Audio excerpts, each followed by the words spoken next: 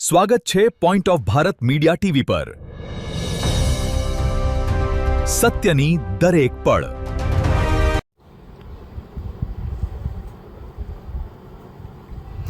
નવી સેંધણી ગામે વીજ ડીપી ઉપર યુવાન ચડી જતા કરંટ લાગવાથી મોત। એક જ દિવસમાં આવી બે ગંભીર ઘટનાઓથી બે યુવાનોના મોત થતા પંથકમાં હાહાકાર મચવા પામ્યો।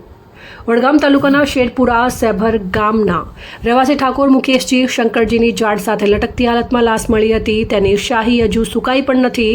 ત્યાં વળી નવી સેંધણી ખાતે બુધવારે કરુણ બનાવ બનવા પામ્યો હતો। હળદેવાસણા ગામના વતની વાલાજી હેમાજી ઠાકોર તેઓ હાઈ બી વીજ ડીપી ઉપર ચડી જતા કરંટથી ઝડપમાં આવી જતા મોત નીપજ્યું હતું। આ ઘટનાની જાણ થતાં મોટી સંખ્યામાં ગામ લોકો તેમજ આસપાસના લોકો ઘટના સ્થળે દોડી આવ્યા।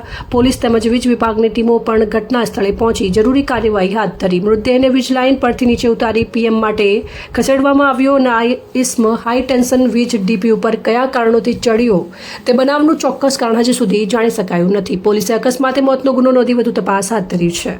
એવા જસવંત ઠાકોર, વડગામ।